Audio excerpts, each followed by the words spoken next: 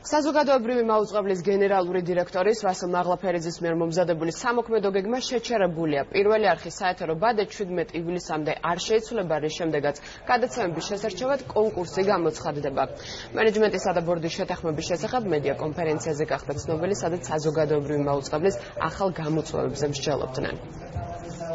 ჩვენ მივახციეთ რამდენიმე დღის წინ ბორდთან სამუშაო შეხვედრაზე შეთანხმებას რეფორმის განხორციელების და ეს გეგმა იმედია ხვალე დამტკიცდება რეფორმის ასე მდგომარეობის გადაცემების შემოვა კონკურსით იმ მიმართულებების მიხედვით, რომელიცაც ითვალისწინებს კანონი და ბორდის მიერ დამტკიცებული პრიორიტეტები და ბორდთან იქნება შეთანხმებული. ეს ცხადია მოხდება ახალი სეზონისთვის, მაგრამ მუშაობა უკვე დაიწყება 10 მარტიდან დაიწყება კონკურსის პროცედურები. დღეისათვის ის შემოთავაზება, რომელიც გულისხმობდა გადაცემების დაყოფას მწვანე, ყვითელ და წითელ ფერში რეიტინგის თვალსაზრისით აღარ არის აქტუალური. მიმდინარე ბადე სატელევიზიო 17 ივლისის ჩათვლით ბოლომდე იქნება გათვალისწინებული და ყველა გადაცემა გააგრძელებს ფუნქციონირებას.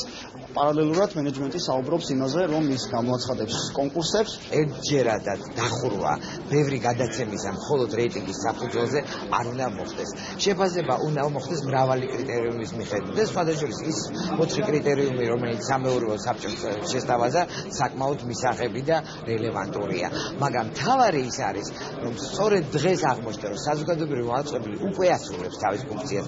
იგი გახდა საზოგადოებისთვის საინტერესო, მის გამო საზოგადოებას აქვს რეაქცია და ეს ნიშნავს, რომ ყველაფრის გადაწყვეტა უნდა მოხდეს საზოგადოების ფართო მონაწილეობით.